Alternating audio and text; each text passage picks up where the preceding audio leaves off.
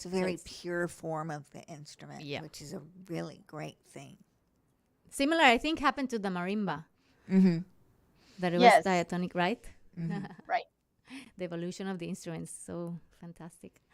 And so, which one is the style that you chose? You had to choose one. Which one was it for your first? So we call that llanero music, Mhm. música llanera, which is the music from the eastern plains of Colombia.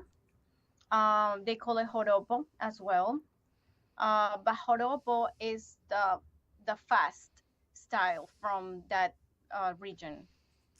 Ah, see, you're saying that you chose that one because it was very challenging, and also Mm-hmm. I guess you found um, a way to connect it with the jazz that you were studying at FIU, maybe with the bebop and all the scales and the runs and the improvisation that you have to work with, right?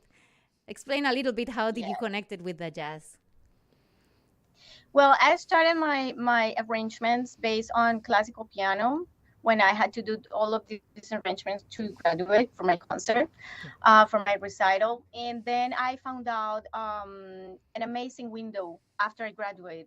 People loved it, and I just got like awards and a lot of concerts and interviews. So I saw a big window for myself to keep growing as an artist, in doing more of that. So I found like jazz was an amazing opportunity for me to keep exploring more sounds and more fusions Yeah, with because traditional jazz is music, very classical piano. improvisational. It gives you a good opportunity to borrow and blend lots of different sorts of music. Right, Yes. and colors. Jazz has like an amazing, variety of harmonies. In general music, as I said, is very limited in this harmony form. So I found like jazz could give me a lot of options in windows to do arrangements and explore with all of these harmonic colors and improvisation scales and bebop and stuff. And what is that experience of working with a band that you sometimes work with a trio, sometimes with a quartet? How can you share a little bit of that? Well, I started working with a traditional format. Like I started playing with cuatro and bass and maracas Mm. to feel this, this beat from this music, because they could give me that support, like rhythmic support, so I could feel the music better playing with traditional musicians. Mm-hmm. And they were very open as well to play my arrangements, because they were not like on the traditional form, which some traditional musicians sometimes they get a little bit like, no, this is too much, that's not the way you should play this music. But these musicians were very supportive, and it helped me a lot to understand better this music. um, so after that, when I traveled here, I was like a little bit like, I didn't know what was going to be the response of musicians, jazz musicians, to this Mm. music and Mhm. this Your proposal to your arrangements. project. Yeah, this exploration I was doing, and it was amazing. People loved it, and they opened to my work, and they said, yes, you can do that here. You can do this masters in jazz, and you can keep. My proposal was to keep doing these arrangements, but more towards the jazz Mm-hmm. language. Yes. And it was amazing, the reception I had, with teachers and the faculty, at FIU. It was really nice, and I could do what I wanted to do. Yes, you already had found your voice before coming here, so you needed to continue that path, that call. Yes, yes, right. So, what did that feel like the first time you got on stage and performed all that original blended material with your musicians and the jazz motifs that you were working on so carefully? Well, that's a beautiful question, because I had so much, you know, hopes on how I wanted it to sound. I worked really hard on every detail of the music to make it as I was in my mind. but it's really hard when you have to transpose that to the instrument and make it sound like it is in your mind, like when you're painting or something, like you have already something in your mind, and mixing the right colors and doing the right shapes, like you have to translate that, right, so people can see it as Oh, you are sure. imagining. Absolutely. Hmm.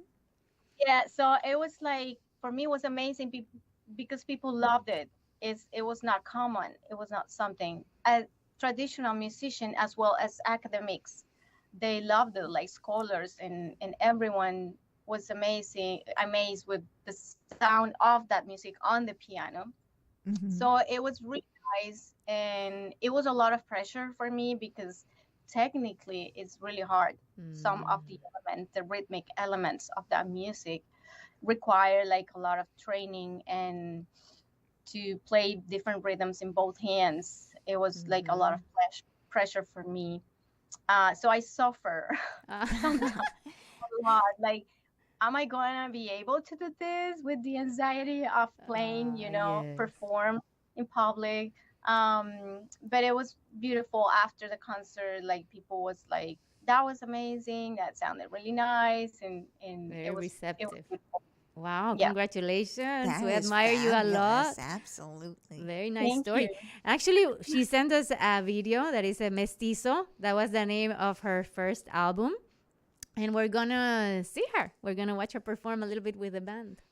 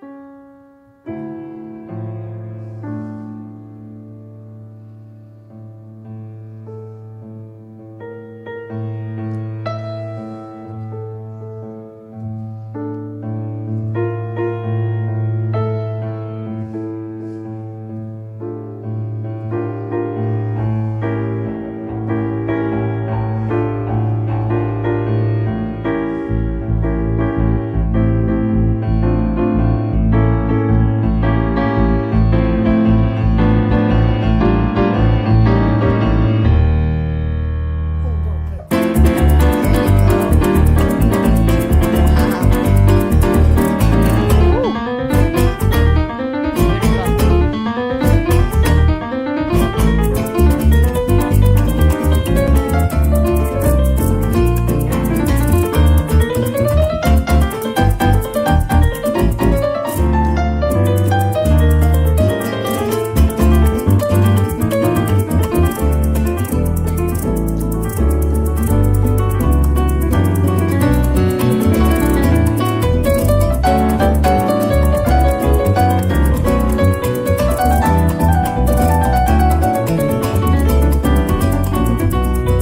Wow, That is so beautiful. Wow, Laura. Where was that performance of this video, Mestizo? Can you hear us? Now I can Ah, hear you. now. Okay. Where was that performance of this concert? That was in a place, in a gallery at Gibson in downtown. They they offer us the space to record this video, and yeah, we decided to record this. This is my from my second album, Mestizo. Mm. I see. It's really apparent that you got such a sense of the piano and the instrument.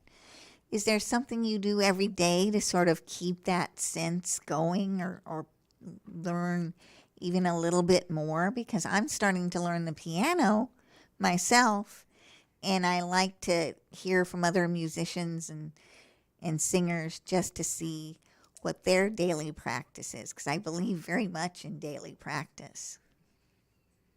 Definitely, consistency is really important because it's physical. It's very physical. Your muscles have to be active and developing, uh, to be able to play different music. And playing scales is really important every day. Different scales with a metronome also, well, to have like also consistency in your rhythm, in Hmm. your tone when you play your scales. I would say that's the first thing I do every day. Um, there are etudes, specific etudes that develop different abilities uh, to jump on the piano, to have good sound, to have speed, um, to develop different skills. And then you have the repertoire, which are pieces, different styles that you are learning. And as a musician, you want to play at some point in a concert or just for fun to share music with other people. Yes, So definitely every day you should sit on the piano. that's Absolutely. beautiful. I want to go back a little bit because she grew up with musicians. Her mother was a singer, and her dad was a guitar player or percussionist. I don't remember. Your father? He played different instruments, like Mm. multi instrumentalist, I would say. I don't know if that's the word. Uh, but he learned like a lot of instruments. His main instrument was the guitar, but he learned to play the harp as well. He Hmm. learned to Ah, play see, like you mentioned the string harp. instruments, traditional string instrument, not orchestra. The Okay. traditional string instruments like tiple. We have tiple in Colombia, cuatro, bandola, Hmm. and yeah. Yeah, because they founded or started a group called El Nueva Cultura, and she shared with us a video also, and we want to play a little bit of it so we can Yeah. see your family performing these instruments and music that they research. So this is in Colombia. Hmm. El Nueva Cultura is called the group. There were musicians traveling around the country doing interview and gathering information Hmm. about the music. So that's your mom, probably, right? That is gonna be singing soon. The one with the yellow neck. Yeah. Yeah. And my dad is the one with the green shirt. Ah, see. But we were all like a big family, really. Wow. Yeah. Why so And the beautiful? one with the yellow shirt is my uncle. No, no, no. The one with the red shirt. Red Sorry. shirt. He's playing the My bass, uncle. the double bass. Yeah, the double bass. And what is this rhythm? What is this style of music that they're playing now? This is joropo music. Joropo, that It's one. they call this numeral, which is a joropo style, a form, musical form. That one is the tiple. That's your mom singing. Ah, no. Who is he? That one in the yellow shirt.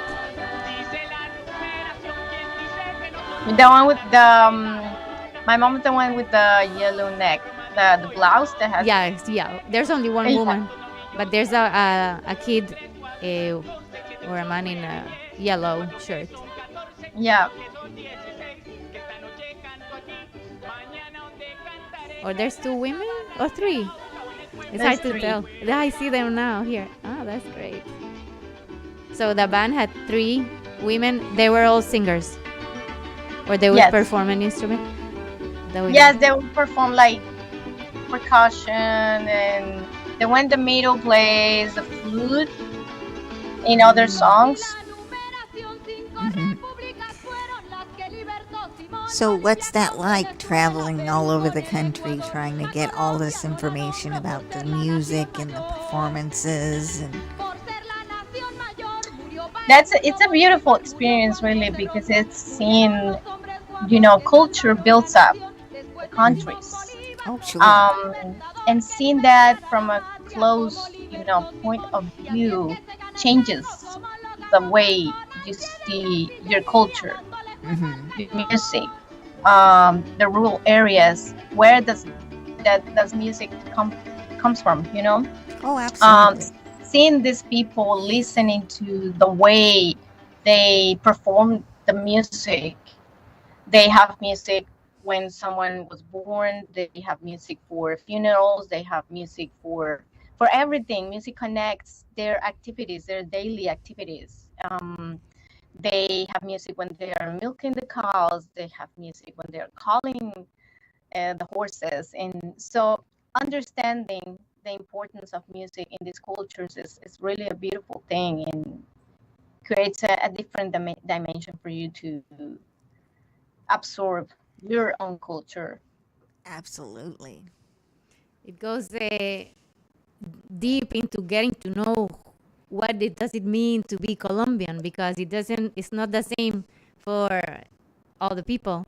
Let's say in the Caribbean part of Colombia, there's the Afro-Colombian people that have been working with the cumbia, right? That we were talking Right. about, that traditional cumbia is Afro, and it has vocals and percussion. Mm-hmm. And then when And they then, brought this music to the land, they added the band and all electronic instruments and guitars, and they changed it, made it more danceable, right?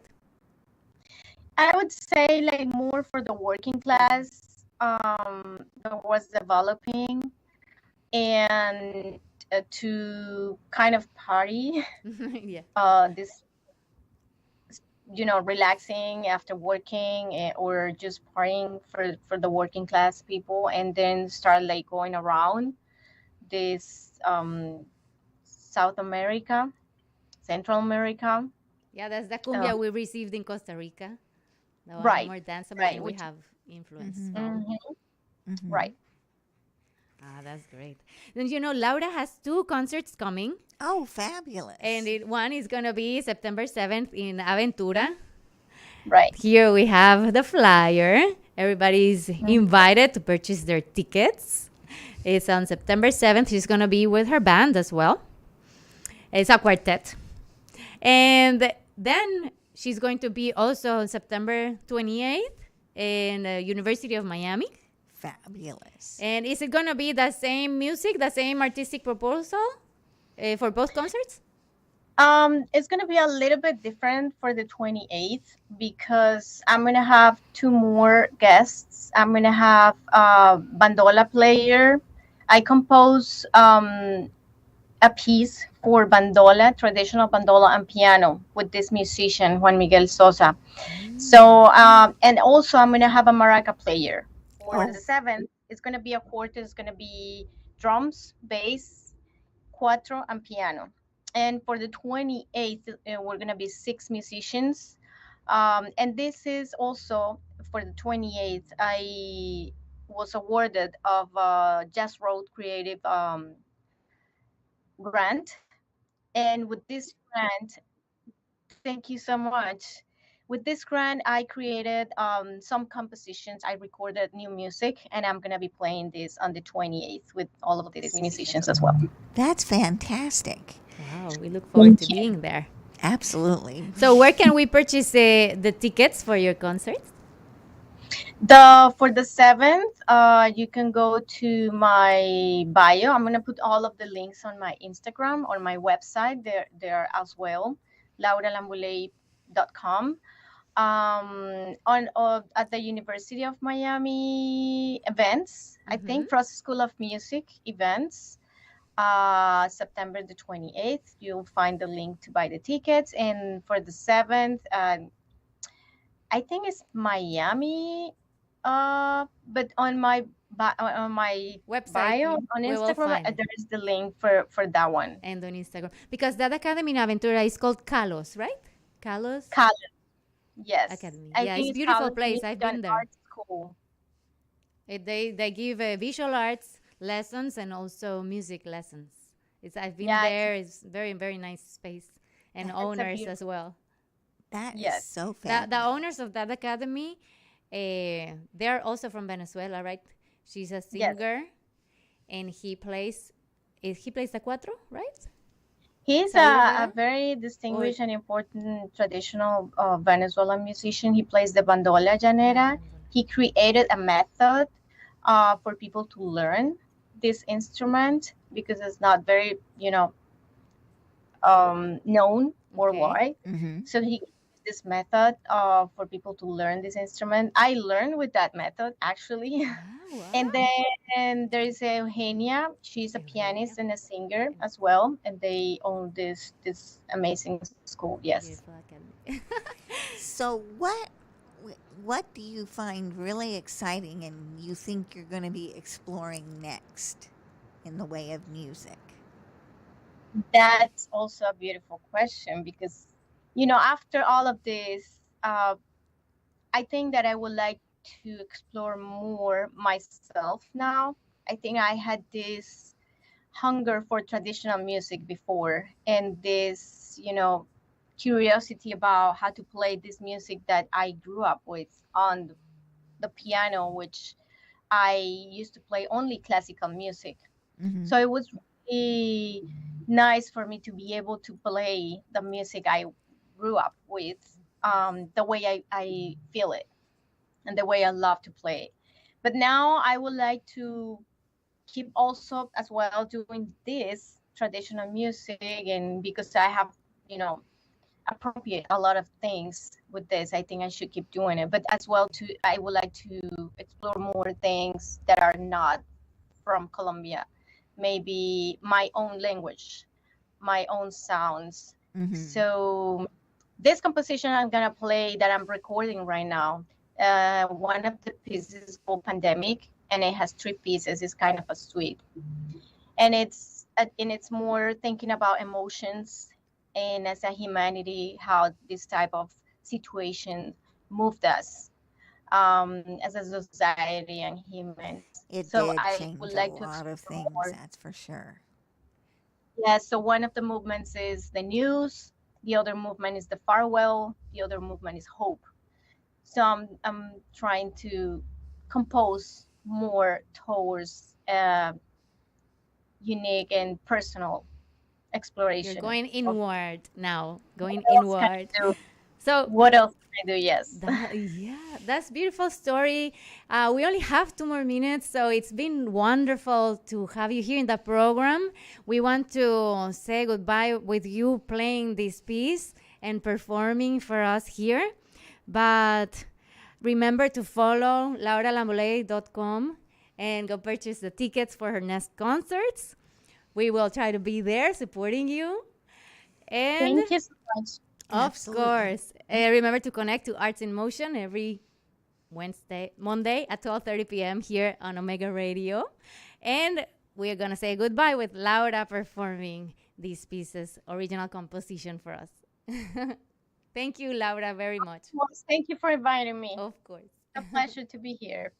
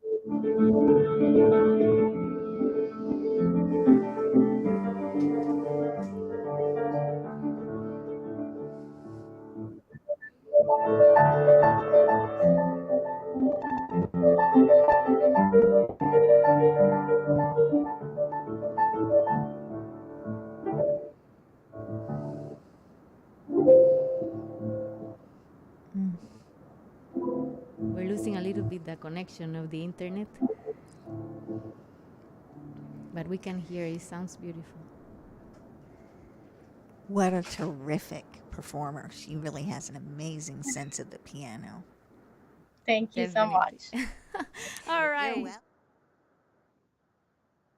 Remember to connect here. Bye, Laura. Bye.